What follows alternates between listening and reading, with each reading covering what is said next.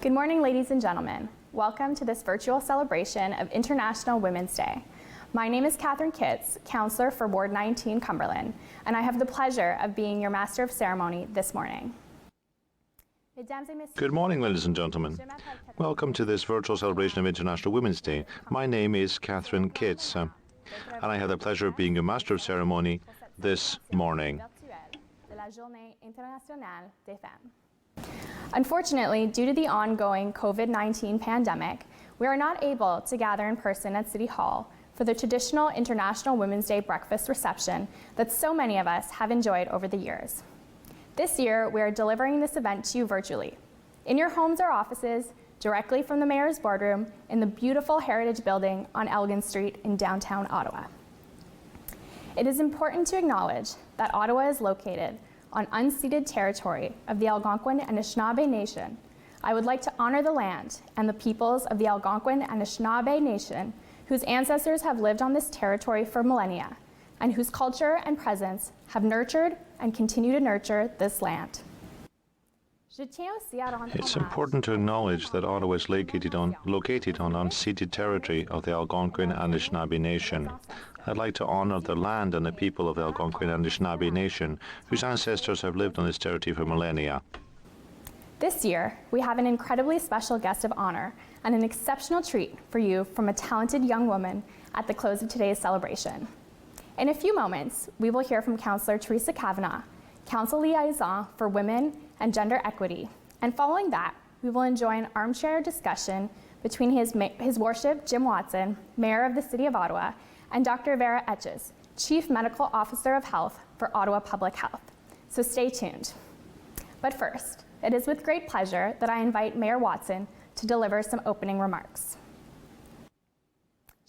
But first, it's with great pleasure that I invite Mayor Watson to deliver some opening remarks. Good morning, everyone. Bonjour tout le monde. I want to thank everyone for joining us virtually this morning as we celebrate International Women's Day 2021. I'd like to thank everyone for joining us virtually this morning as we celebrate International Women's Day 2021. This is, of course, different than our celebrations of past years, but whether you're joining us via Rogers TV, on the City's or my Facebook page, or through the City's YouTube channel, I hope you all enjoy today's event. My thanks to Councillor Theresa Kavanagh, the City's Council Liaison for Women and Gender Equity, for being with us today, as well as all of my Council colleagues for joining us, including our newest Councillor, Catherine Kitts from Cumberland, we're pleased to have acting as our MC today. I also want to acknowledge members of City Council and elected representatives, members of the Diplomatic Corps, and members of the City's senior leadership team for joining us today as well. My thanks to everyone involved in organizing and putting this event together. Your efforts are much appreciated. We're fortunate to have Dr Vera Etches with us as this morning's guest speaker. Dr Etches, as you know, has provided excellent leadership to our entire community throughout the COVID-19 pandemic, and her strong voice, concern for our residents, and advocacy for our city have been truly, truly exceptional. I want to take this opportunity to thank Dr. Etches for her incredible work and her outstanding dedication and commitment to our residents.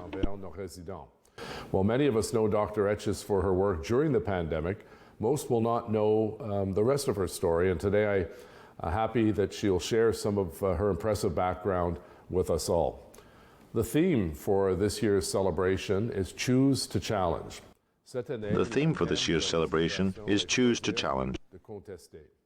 This is a call to action to call out women and gender bias and inequality so that we can all help create an inclusive world.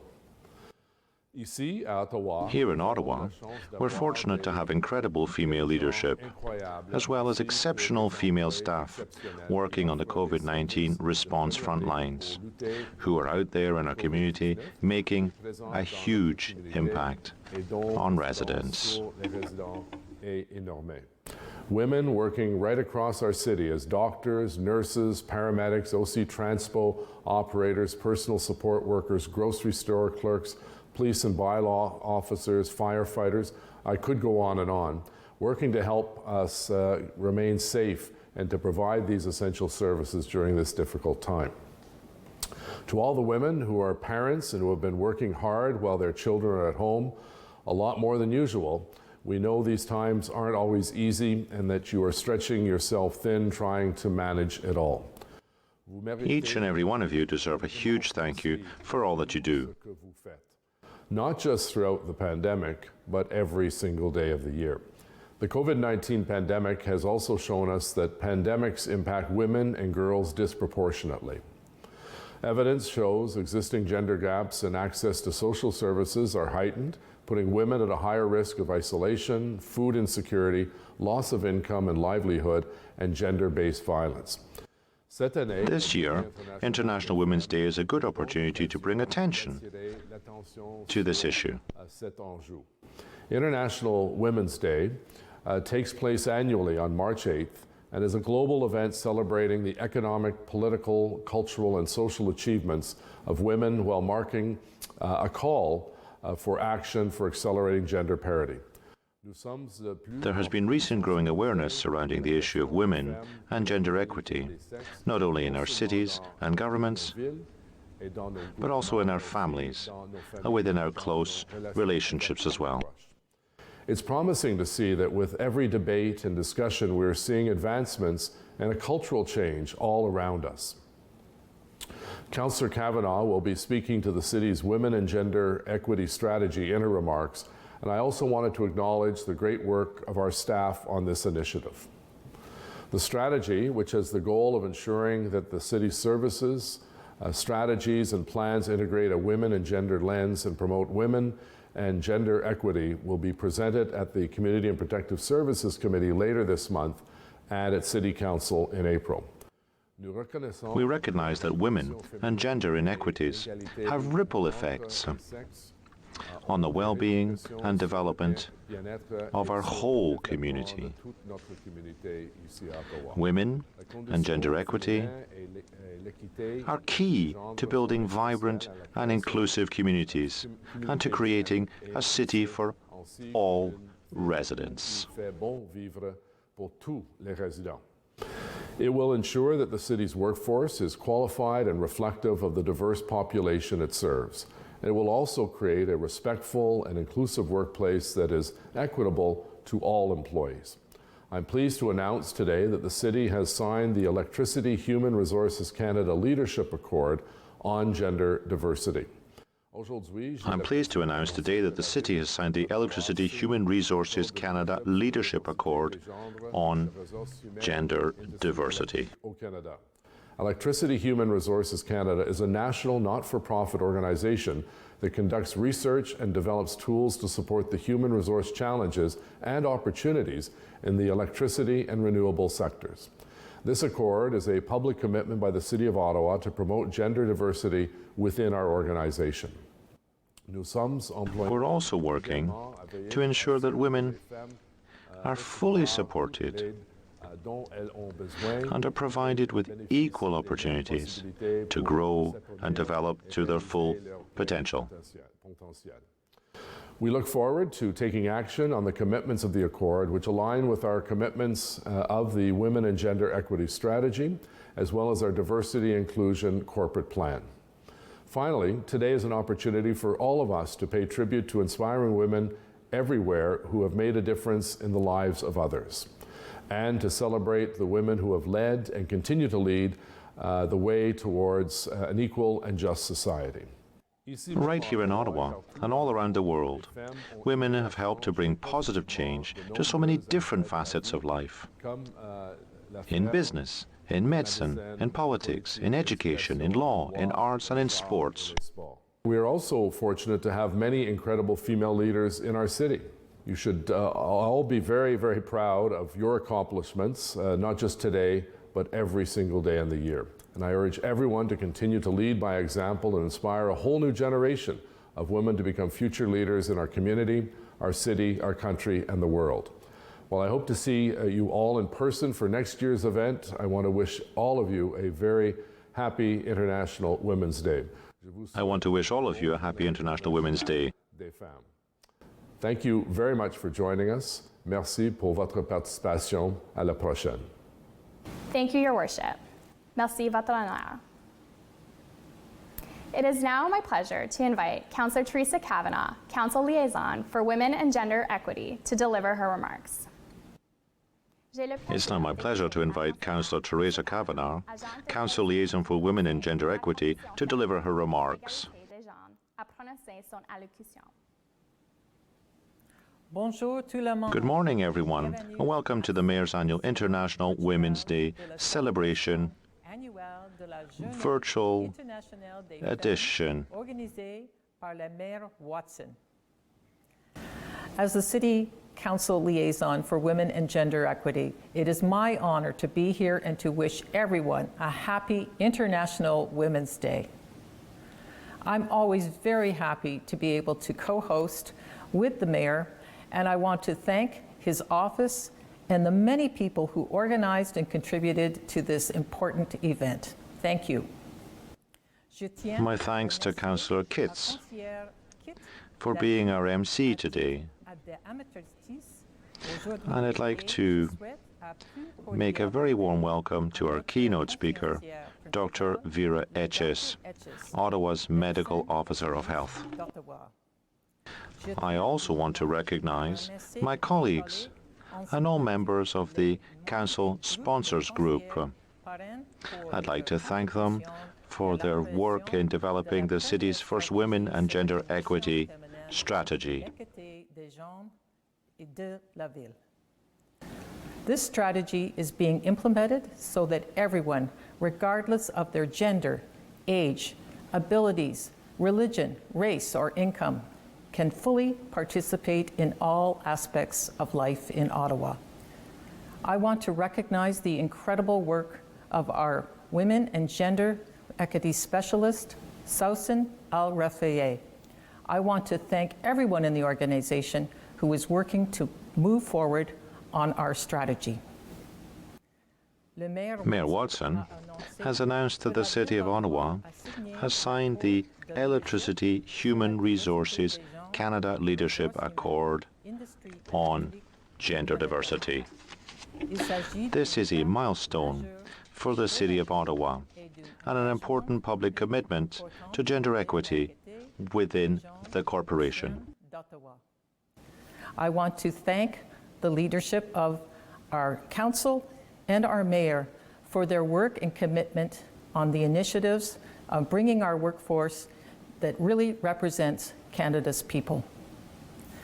I am happy to share some of the many other positive steps being taken to ensure that the City of Ottawa's service strategies, plans, integrate a women's and gender equity lens and promote women and gender equity.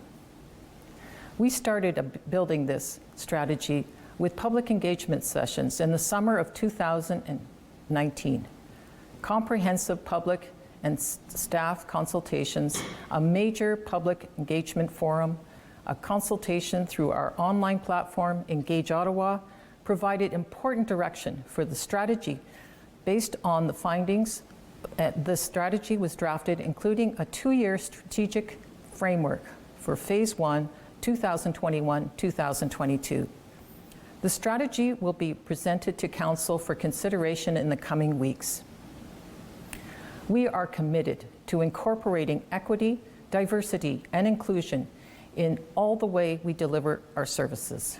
It is important to note that a proposal by Councillor King, my colleague, to establish an anti-racism secretariat at the City of Ottawa was accepted and adopted in the City's 2020 budget. The Secretariat ensures that we apply anti-racism lens to the policies of our city that we develop.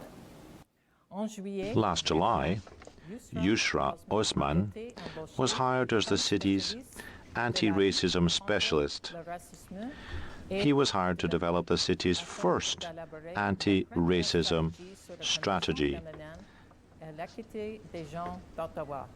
She supports anti-racism initiatives throughout the organization and is working across the corporation on barriers affecting racialized women. The City of Ottawa is committed to providing all employees with a work environment that's free from harassment. The Office of the City Clerk will continue to seek the guidance of community groups and collaborate with the Women and Gender Equity Strategy on issues related to safety and community well-being. I am happy to share that staff is applying the equity and inclusion lens, including a gender lens, as part of the city's official plan. This will ensure the needs of women, men, and gender diverse persons will be considered in the way Ottawa is designed and built for the future. The theme for this year's International Women's Day is Choose to Challenge. The theme reminds us that we can all choose to challenge and call out women and gender bias and inequity. We can all choose to seek out and celebrate women's achievements. Collectively, we can all help create a women and gender equal world. Today, in the context of this terrible global pandemic, we celebrate women who choose to challenge, because from challenge comes change. It's been a challenging year. So for many of us in the community, I want to take this opportunity to recognize the women in organizations across the city who are helping us through this crisis. We are celebrating our women, first responders, our health and childcare professionals, our senior leaders, and all the women who keep us healthy, safe, and productive. I also want to thank all the women teachers and homeschool teachers, support workers, and service providers as well. We are all in this together, and we all have responsibility to advance women and gender equity and equity in all our communities, here and at the city. Women and gender equity will be reached when each one of us in each sector becomes committed and accountable. Thank you, and I'm sure you'll enjoy listening to the conversation this morning with Mayor Watson and our own Dr. Vera etches. Happy International Women's Day. Thank you, Councillor. It is now my pleasure to invite Mayor Watson to lead us in an engaging discussion with Dr. Vera etches and an insightful look at her extraordinary career and work. It's now my pleasure to invite Mayor Watson to lead us in an engaging discussion with Dr. Vera etches and an insightful look at her extraordinary career and work. Good morning and welcome, Dr. Etches, to our broadcast on International Women's Day. Bonjour, Mayor. Before we get into some of the questions about your medical career and the work that you've done prior to becoming Medical Officer of Health here in Ottawa, maybe tell us a little bit about your running career. I guess you're a runner, and how is that going? Are you training for a specific race of any kind? Well, I have to say I'm not at my peak running performance, but I am celebrating that I haven't stopped this year. Last winter I stopped in the winter, and I'm feeling that need to look after myself. I hope everyone can find, all women can find something that they enjoy doing to look after themselves, because we can't care for others unless we look after ourselves. For me, I have to use a calendar though. I have to mark the dates on the calendar to make sure I'm doing it. If there's too many blank days, that's motivation to get back out there. So where do you find the time? Because you're working, long hours dealing with the pandemic. Do you have to discipline yourself to actually make sure you don't let those important things slide by? I have to set realistic goals. So realistically, I'm aiming for twice a week, and that means usually I can get out once on the weekend and once in an evening. And that's the thing, realistic goals are useful for everyone. You can't expect that you're going to be able to do something every day when things are stressful, but it's important for our mental health. And now, do you have a particular route? You live in the Lower Town area, a particular route you follow? You try to make it different each run? Because sometimes it can get a little monotonous, I think, You know, we are so fortunate to have trails in our city and pathways. So I try to always use one of the loops, like going down the canal and back up along the river, because when you go out in one direction, you're forced to come back. And that's another way of making sure I get it done. You could perhaps talk a bit about your history. Where were you born? When did you come to Ottawa? Your education, things like that. Well, I grew up in a small village in northern BC. I had the benefit of having parents who were GPs there. And so when I was younger, my parents were role models for me. There's no question. Were they both doctors? They're both family doctors, but I feel one of the most important things they showed me with their actions was how the health of the community isn't just about the hospital visits or the clinic. It was the hiking trails that my father built and the co-op daycare that my mom started. You know, these things are city responsibilities too, aren't they? You know, social services and the trails in the city, they matter for our health. And so that really was a foundation for me. Of course, I thought about medicine because of them, but I chose public health because it is about keeping people healthy.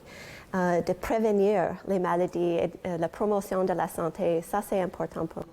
So did you always know that you wanted to go into medicine? Was that, growing up as a young girl in northern BC because of your parents' influence, was that the track that you set yourself on early on? I always knew it was a possibility. It was something, and it was really some time actually with public health nurses in Malawi, in Africa, that reinforced for me this was the kind of work I wanted to do. The public health nurses were tackling things like HIV/AIDS, and they were inspiring in how they were working with the community. They knew the community. I felt that was the kind of workforce I wanted to be part of. So you must have role models that have helped you in your career. Do you have any in particular that you'd like to share with us? I really have benefited from excellent supervisors over the years. So Dr. Penny Sutcliffe, the medical officer of health in Sudbury, she showed me how public health is not just about telling people to not smoke or eat your vegetables, but we need to look at the roots of what makes people healthy and keep people well. And I've really found that new approach to public health beneficial. The other role model is Dr. Isra Levy, so the former medical officer of health here in Ottawa. And one of the key things he's shown me is how working with elected officials and the city can really be a way to promote the health of the population because of the way we build the city and how that influences health. I didn't realize you knew Dr. Levy. That's great. I'm not sure if you ever knew or met Dr. Sheila Basserer. She worked with me, and she was one of my role models. She was very much responsible for the Smoke-Free Ontario Act, and sadly she passed away of cancer. Did you have a chance to know Sheila? I did know her from a distance, but she is an example to me of communicating in a crisis. Yes. And I very much valued her transparency, and I think that's been one of the principles I've tried to use in this pandemic. Now, you're probably asked to speak to a lot of schools and colleges and universities. When people come up to you and ask for your advice in terms of a career in medicine, what kind of advice do you give them based on your successes and failures in your career? Because we all have the good and the bad that goes with our career. What kind of advice would you give, particularly a young woman who's thinking of going into medicine? Well, I think that it is always good to follow what you're passionate about, and there are ways to improve health in medicine, for sure, but also outside of medicine. There are many different roles health professionals can take to make a difference in their community. I did have an advisor in my residency who said, Vera, sometimes you're so passionate about something, you need to just also pay attention to the others around you and leaving enough space for others' perspectives to come through. And I think about that still today in terms of when you feel strongly about an aspect of justice or what is right, that is a good foundation that can help you.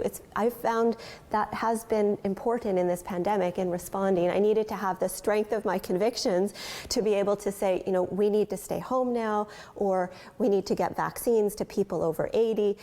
But there's no one right way to do things, and so being able to step back and hear others' voices, that's also been really important. And I think for me, another message to young people is that the field is always changing.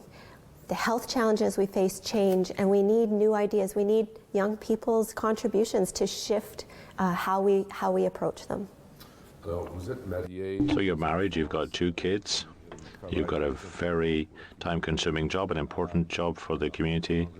What about the work-life balance? Is it a challenge for you? Oh yes, it is now. Now my boys are hoping that I'll change jobs soon. They told me the other day, when are you going to change jobs, Mom? But they understand at the same time. They understand that it's important to protect people's health. I have to thank my husband, right?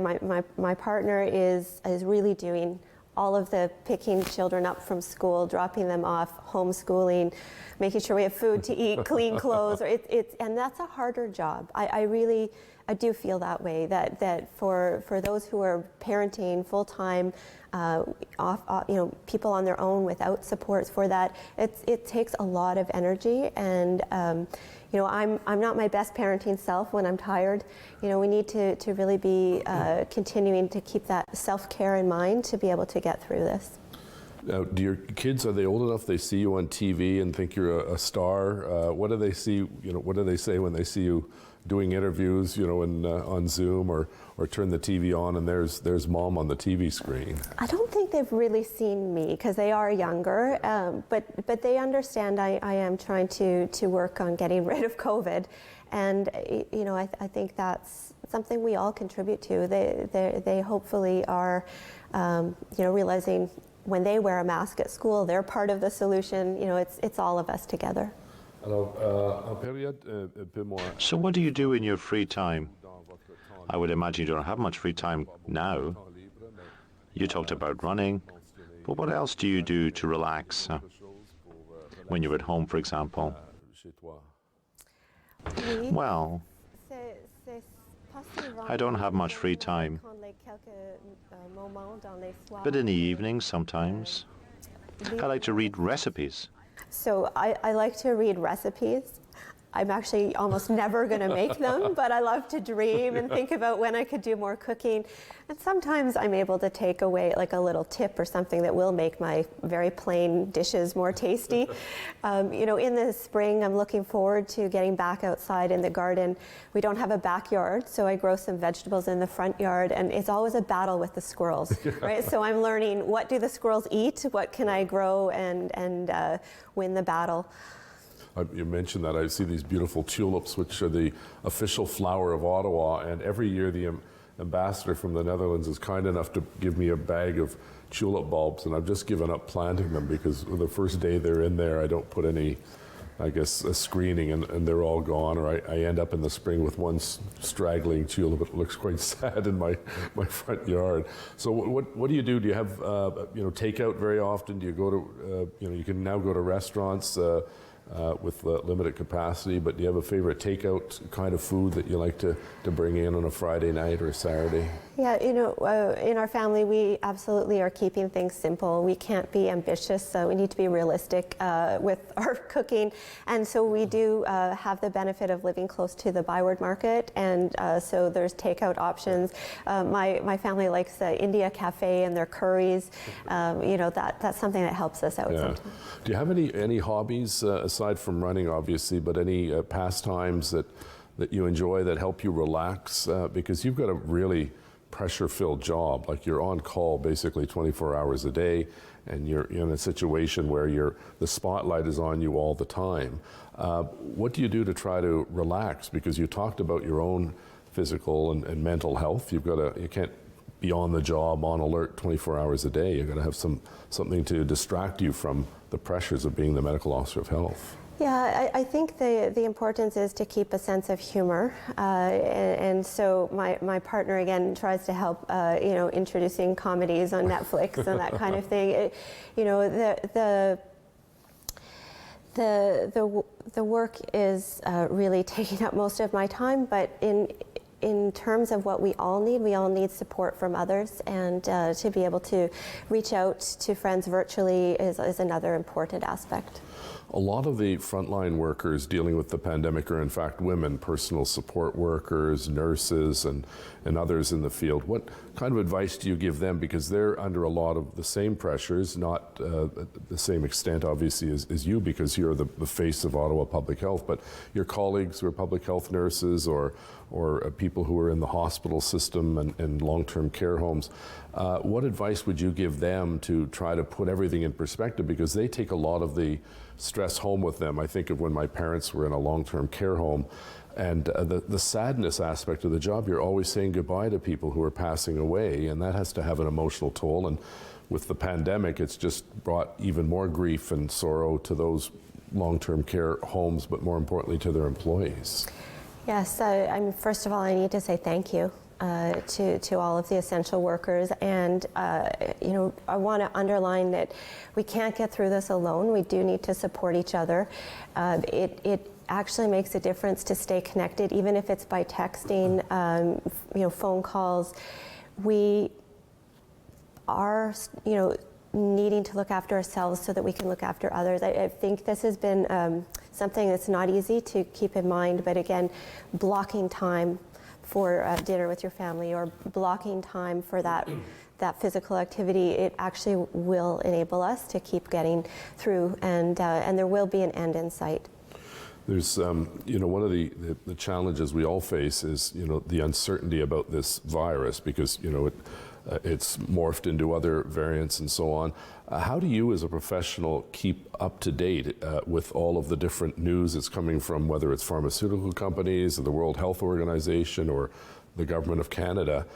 And how do you process that to make sure that the right information gets out to the public to help protect as many lives as possible? Ottawa Public Health is made up of an extremely dedicated team of many people. We have people who read the scientific literature and are keeping on top of that. And then we also need to use the tools we have to hear from the public, the people in Ottawa. What are their questions? What do they need to know right now? So our communications and community engagement work has been really important to better understand, are we answering the questions that people have? Are we being clear, providing the information people need? And so it is an ongoing process. I think we have many different tools. Not everyone is going to access information in the same way, but I do rely on the team to provide the latest evidence. There's, it's interesting, a question earlier, you talked about the balance of having to take in many different communities, not just the healthcare community, but also the business community. You've been on a number of Zoom calls with me and others from the small business community, because you can't always take sort of this 100%, it's only about healthcare. You've got to understand the health of the economy as well, and the mental health challenge that so many people are facing when they've mortgaged their house to the hilt to keep their doors open of their small business. What advice do you give those small business women and men who are struggling now, even with a partial reopening, which has been greeted with good news, but also with challenges of the numbers slowly going back up? What kind of a message are you trying to get out to that community, and where can they turn for help during this stressful time in their lives? Certainly, I want people to know that there's always hope. There will be an end. We can get through this. It is significantly challenging for many, and so I would encourage people to reach out to the city if they need assistance, because the city can explain what emergency financial support is available, and there are programs to support people. Also, on the mental health service side, if someone is in crisis, they're feeling it's difficult to keep going, there are supports available too. Often people don't know where to reach out, and so the city is a good place to turn as well. You know, Ottawa Public Health's website always has the resources listed for mental health services, which sometimes it's difficult for someone in crisis to connect themselves, and so, you know, again, would say don't hesitate to reach out for someone you're concerned about as well, and assist them to make that link. Your staff have done a remarkable job in social media. It gets kudos all the time and retweets and lots of. They have a lot of fun with it, even though it's a serious situation. It's an effective way, you know, of using humor to get messages out. What are some of the other highlights? You know, it's hard to describe a pandemic as having highlights, but the positive things that have come out of the pandemic is one of the things I think of is most people really didn't know what public health did. You know, you sort of see your signature on a restaurant license and maybe the vaccination clinic, but maybe just, you know, explain a little bit more about, you know, what you've been really proud of your team has done, and some of the other aspects of public health that we sometimes take for granted and don't really know what you do, you know, aside from this tremendous work that you're doing on the pandemic. So I mentioned communications, you mentioned communications, and the less visible side of that is more around community engagement. And so I'm very proud of the team in the ways they have gone right to neighborhoods facing a greater burden of COVID, and even door to door, in partnership with community leaders, faith leaders, community associations. I really think this has built stronger connections to neighborhoods in the city where there may be less advantage, and it's made our response better and more effective, and I think this is important for our public health approach going forward. Again, we have many partners across the city that have been involved in this work: the Community and Social Services Department, the Human Needs Task Force, our community health centers, the Ottawa Health Team, Équipe Santé Ottawa. So it's that partnership is so encouraging that people have come together and really worked hard to meet the needs. I think, of course, we're very fortunate. You have to celebrate the existence of vaccines, more than one vaccine. It does give us hope. It's happened faster than I thought it would, based on the scientific technicalities required. And I know it's frustrating that we don't have it as quickly as we want in the volumes we want, but that is what we're working on, is as soon as vaccine arrives to be able to get it out. And again, I'm proud of the team for continuously pivoting to the next challenge in the pandemic, because it has been relentless. Now, you report to a board of directors, and my colleague Keith Egli is the chair of the board. How has that relationship changed during the pandemic? Because before, you know, there was not a lot of media coverage of Board of Health meetings. Now, all of a sudden, it's an important spotlight. How does the board assist you, and what's the relationship you have with the board in terms of the pandemic? Has it changed since we saw the virus arrive here a year ago this month? I definitely have more frequent conversations with my boss, the chair of the Board of Health, Councillor Keith Egli. I think the board has played an important role in keeping us focused on the bigger picture, because we're involved in the day-to-day response and problem solving, and the board is there to say what's most important. And our strategy before the pandemic was to promote mental health and address substance use. And they've helped keep that as a priority through this response. As well, you know, they've underlined for us the community engagement, and they've helped us with communications. Now, what are your dreams and wishes for this year? Your dreams and wishes for the citizens of Ottawa? What's your dream for the rest of the year? Well, I think that this year it will be possible for us to actually get back together again with our loved ones. I think that will be possible. At least I hope so. I really do look forward to the time when people can be with more of their close friends and family in gatherings without having to be this distance apart, and so it's coming, and I really want to thank everyone in Ottawa who's been doing the hard work of keeping that distance, it has taken a toll, but we know we will get through. And we'll just end on one little funny story. I think it was your Twitter feed that talked about you were so frazzled one day that you ended up going out. Was it without your pants and you had a jacket on and you realized, I don't have pants? Yeah, Tell us that story. Well, I'm walking distance from City Halls, and my family, I try to sometimes leave them something in the morning because I'm not going to see them. So I was busy in the dark, kind of trying to set something up for my boys, and then was a little distracted because I was rushing, trying to get to City Hall to talk to Rob Snow, and I was in a rush, so I put on my jacket, I had my tights on, and a long shirt but no skirt.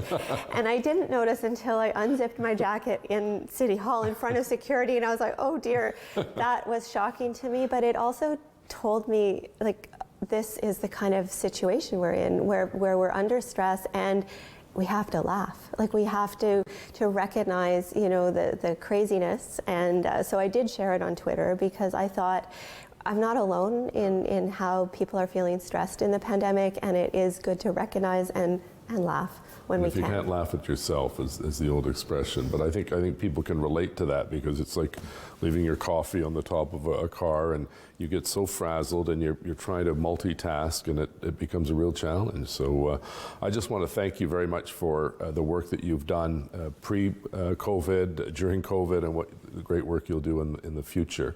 And your team is remarkable to work with, very, very efficient and very compassionate and passionate about their job. And this had the potential to have lots of silos, the hospitals and public health in the city. But I think generally there's been a great sense of cooperation amongst the various groups and agencies, because we're in this together and we've got to get through it together. So thank you very much. Merci beaucoup pour votre dévouement et votre Thank you for your great work for the City of Ottawa. dans la ville d'Ottawa, and for acting as an inspiration, particularly for women in the healthcare field and young women and girls that want to explore the opportunity of medicine, and in particular, as you chose, public health medicine. Well, thank you very much, Dr. Etches, for joining us, and again, happy International Women's Day. Thank you, Mayor. Thank you, Mayor Watson and Dr. Etches, for such an engaging conversation.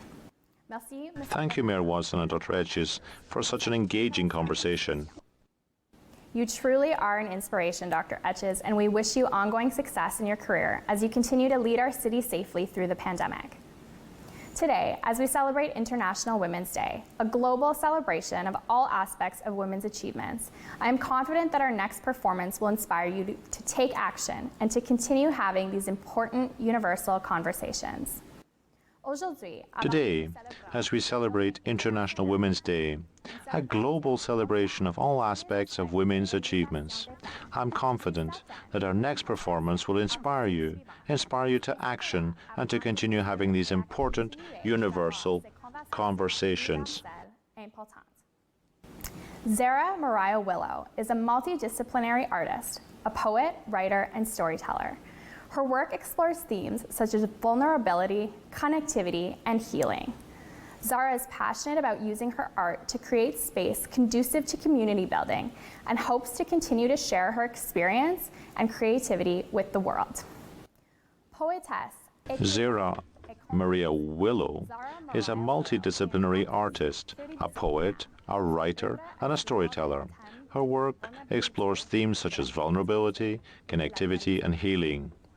Zara is passionate about using her art to create space conducive to community building and hopes to continue to share her experience and creativity with the world. Zara has written a poem, a letter to little girls everywhere, specifically for today's event. I have no doubt that you will enjoy her performance, complemented by a montage of photos of women living and working in the Ottawa community. Zara has written a poem, a letter to little girls everywhere, specifically for today's event. I have no doubt that you will enjoy her performance, complemented by a montage of photos of women and working in Ottawa and its community.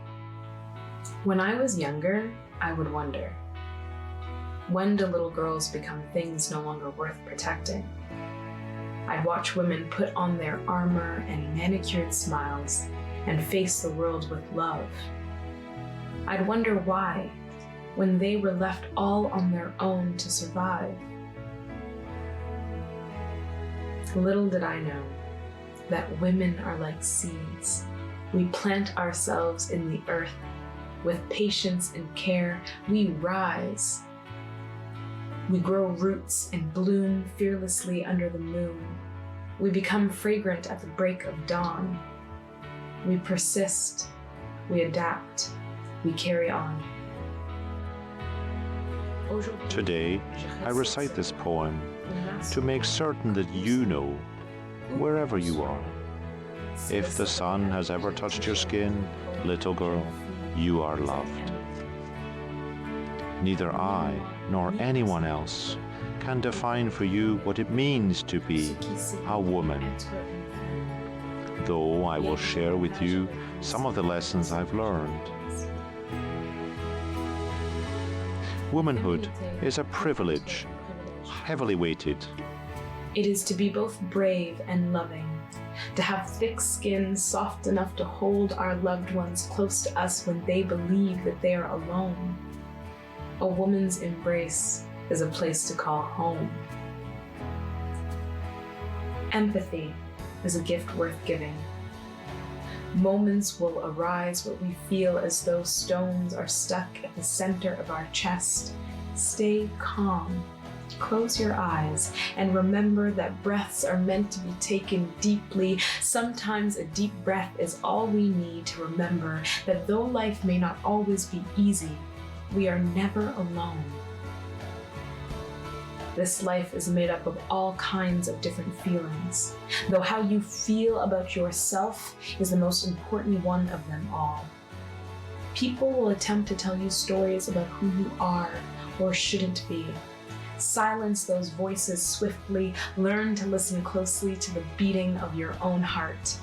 Echoes of the women who came before you, marching on their way to break down doors and hold them wide open for you. So you may have room to be. So be authentically you. Be vulnerable.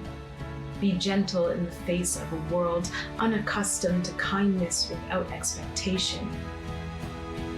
Let go of everyone else's expectations of you. Smile when you want to. Cry when you need to. Dream as much as you dare to, for it is because of the dreamers that you were born to be free. Ever be afraid to play. Amplify the voice in your heart that yells dance and sing and share and laugh and create and connect. Because joy has the power to heal.